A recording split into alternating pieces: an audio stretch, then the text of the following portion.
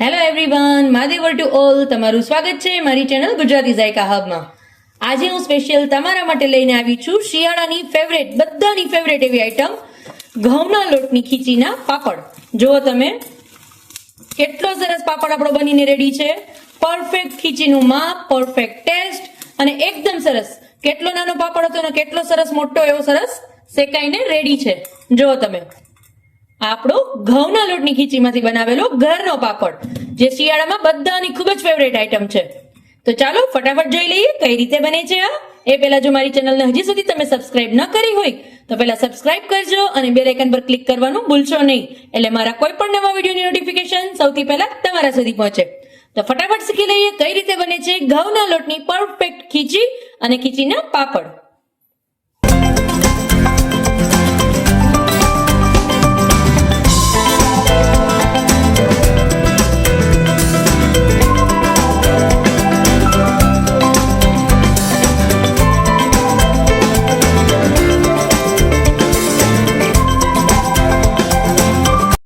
ઘઉંના લોટની ખીચીના પાપડ બનાવવા માટે સૌથી પહેલા આપણે ઘઉંના લોટની ખીચી બનાવી લેશું. એના માટે અત્યારે આમાં હું 1.5 વાટકો જેટલો પાણી એડ કરું છું. હવે તમને પ્રમાણ ખાસ બતાવી દઉં, ખાસ ધ્યાન રાખજો કે હું આ વાટકાનું મેઝરમેન્ટ છે ખાસ ધ્યાન રાખજો. મેં આ સાઈઝનો એક વાટકો લીધો છે. જે 1.5 વાટકા પાણી લઉં છું ત્યારે સામે હું 1 વાટકો જેટલો લોટ લઈશ, એટલે ખાસ મેઝરમેન્ટનું ધ્યાન રાખજો ફ્રેન્ડ્સ. જો તમે પરફેક્ટ મેઝરમેન્ટથી ખીચી બનાવશો ને તો તમારો પાપડ છે એકદમ સરસ થશે, એકદમ પોચો અને એકદમ ટેસ્ટી. તમને વણવામાં પણ સાવ ઈઝી રહેશે, નહીં ખીચી કઠણ થાય, નહીં ઢીલી થાય, પરફેક્ટ માપની ખીચી થશે. તો તમને પાપડ વણવાની પણ ખૂબ મજા આવશે અને ટેસ્ટ તો એટલો સરસ આવશે પાપડનો કે તમને એવું લાગશે કે વાહ, શિયાળામાં તો દર વખતે આ જ પાપડ હું ઘરે બનાવી લઈશ હવે, બીકોઝ એકદમ ઈઝી છે. બટ મેઝરમેન્ટનું ખાસ ધ્યાન રાખજો. હવે આ પાણીની અંદર અત્યારે હું 1 ચમચી જેટલા હિંગ એડ કરું છું. ફ્રેન્ડ્સ, આની અંદર આપણે જીરું પણ એડ કરશું, બટ અત્યારે નહીં કરીએ. બીકોઝ શું કરશું, જો અત્યારે જીરું એડ કરી દેશું ને તો ખીચીનો જે તમારો કલર છે, પાપડનો કલર છે, ડાર્ક થઈ જશે, એકદમ સરસ લુક નહીં આવે. એટલા માટે હું જીરું છે જ્યારે પાણી મારું ઉકળી જાય ત્યારે એડ કરીશ, અત્યારે એડ નહીં કરું. હવે આની અંદર હું 2 ચમચી જેટલું મીઠું એડ કરું છું. હવે પાપડીઓ જે ખારો આવે છે માર્કેટમાં તમને ઇઝીલી કોઈ બી પ્રોવિઝન સ્ટોરની અંદર મળી જશે. પાપડીઓ ખારો પણ 2 ચમચી એડ કરું છું. હવે ખીચીમાં ખારા અને મીઠાનું પ્રમાણ કઈ રીતે રાખવાનું, ખાસ ટિપ્સ છે, યાદ રાખજો કે જ્યારે ખીચી આપણે બનાવીએ છીએ પાપડ માટે સ્પેશિયલ ખીચી, ત્યારે જેટલું તમે મીઠું લ્યો છો એટલો જ તમારે ખારો એડ કરવાનો, એટલે તમારો પાપડ છે એનાથી પરફેક્ટ એકદમ સરસ પોચો અને ખાવામાં પણ એકદમ સરસ ક્રિસ્પી અને સોફ્ટ થશે. હવે આ પાણીને ઢાંકણ ઢાંકી અને આપણે એકદમ સરસ બોઇલ થવા દેશું.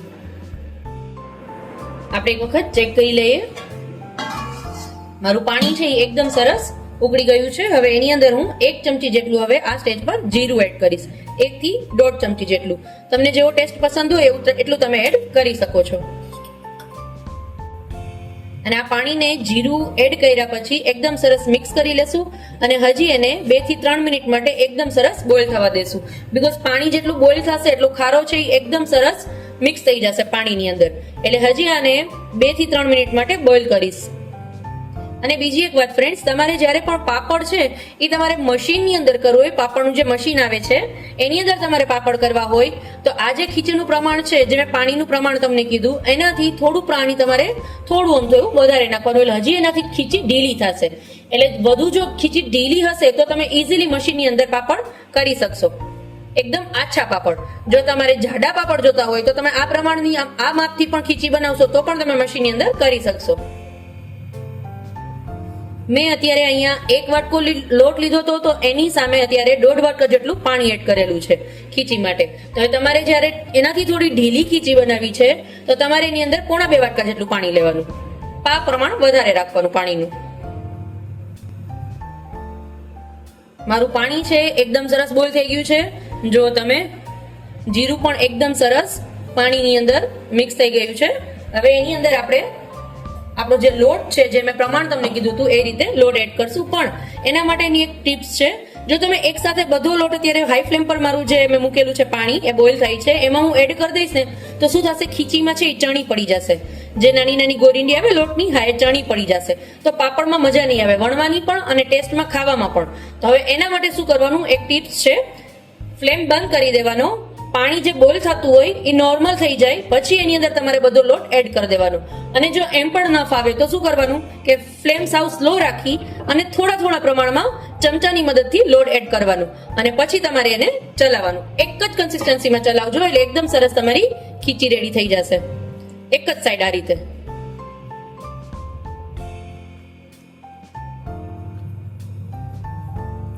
જો તમે આ જ રીતે હું એને ચલાવું છું.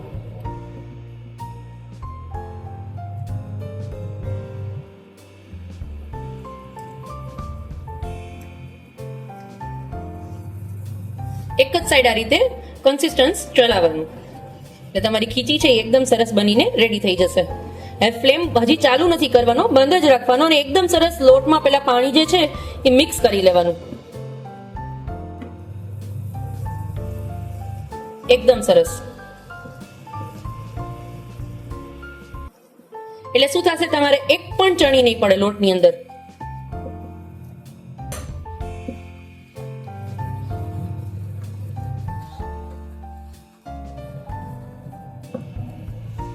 હવે જુઓ તમે એકદમ સરસ બધો લોટ છે મારો મિક્સ થઈ ગયો છે.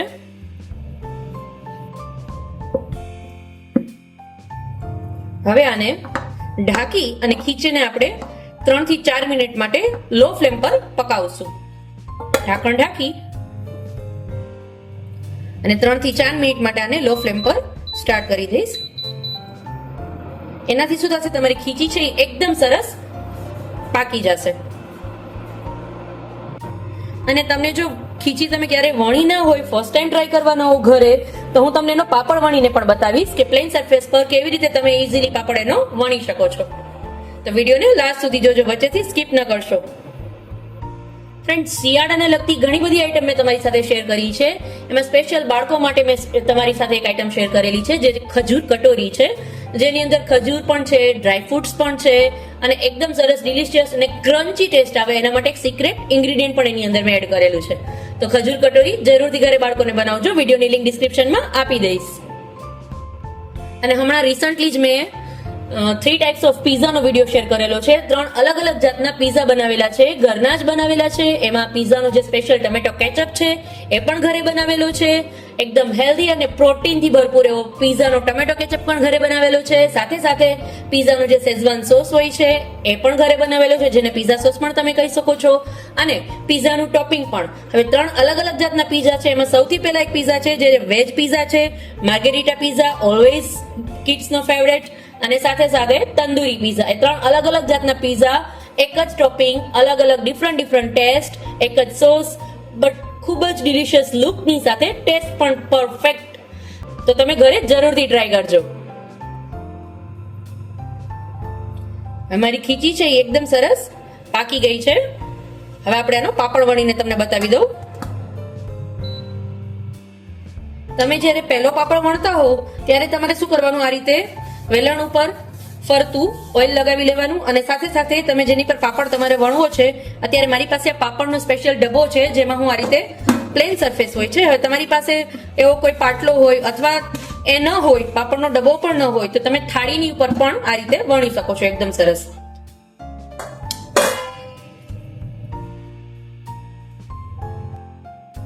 હવે આ રીતે ખીચીમાંથી એક આ રીતે લુઈ બનાવી લેશું. એકદમ ગરમ છે ફ્રેન્ડ્સ ખીચી છે એ મારી. આ રીતે એકદમ સરસ એને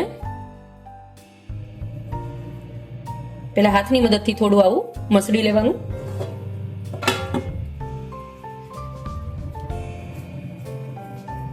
હવે એનું એક સર્કલ બનાવી અને આપણે તમને પાપડ વણીને બતાવી દઉં.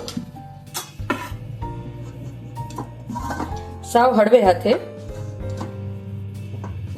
આ રીતે ડબ્બાને રોટેટ કરતું જવાનું અને વણતું જવાનું.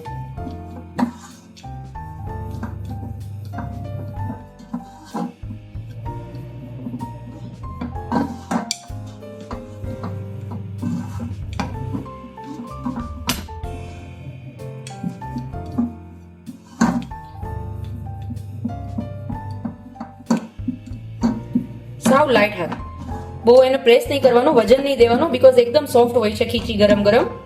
તમે ઇઝીલી આખો પાપડ સાવ લાઈટ વેઇટ દીધા વગર વણી શકશો.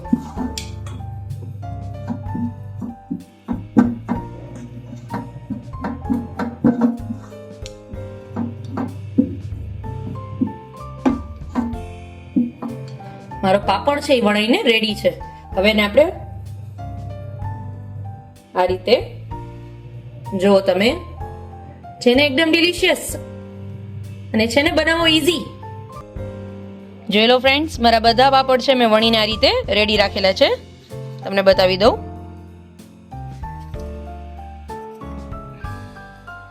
મારા બધા પાપડ મેં વણીને આ રીતે રેડી કરેલા છે. તો ફરી મળીશું એક નવી રેસિપી સાથે. ત્યાં સુધી આવજો ફ્રેન્ડ્સ. માદેવર to all.